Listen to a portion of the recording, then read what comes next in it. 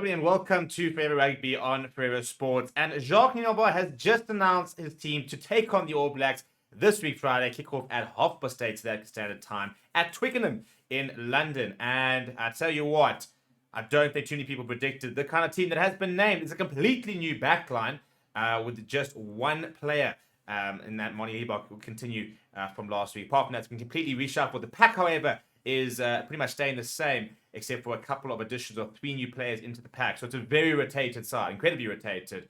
And a bit of an experimental side, really, when you look at some of the players and in it and their positions.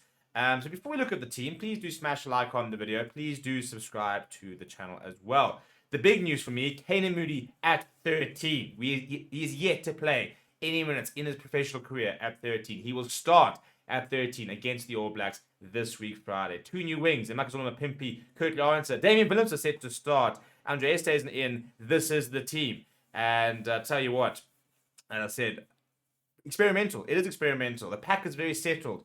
But the backline, it's a very new look backline. Very interesting to see how we go with it.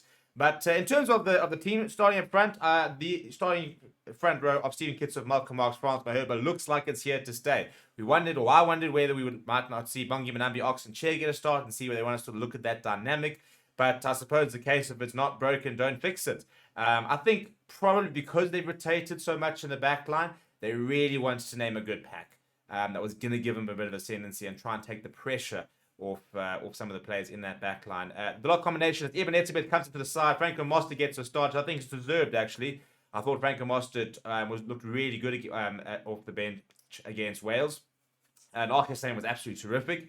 But so now we know what he can do. We know he can start. He got through 80 minutes. He is obviously still coming back from an injury and stuff, so we don't want to overload Arke Snyman.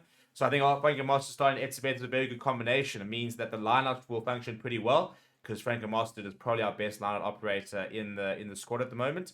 And then the loose trio of Siaklis, PSF, Troy, Dwayne Vermeulen. Well, won a World Cup. I think all 3 of those players, it's difficult to say Siaklis is on form after one half, but he looked really good. PSF, Troy had his best game in years on Saturday, and Dwayne Vermeulen has definitely looked probably a bit more on it than Jasper Wiese has within the box setup.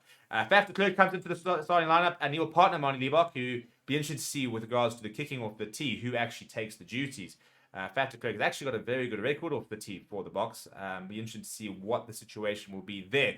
Max Pimpy and Kurt Lawrence are the 2 wings, as we said, and a brand new centre combination. Andre Esterhuizen next to MOODIE. Esterhuizen very much, I think, now part of Bok plans.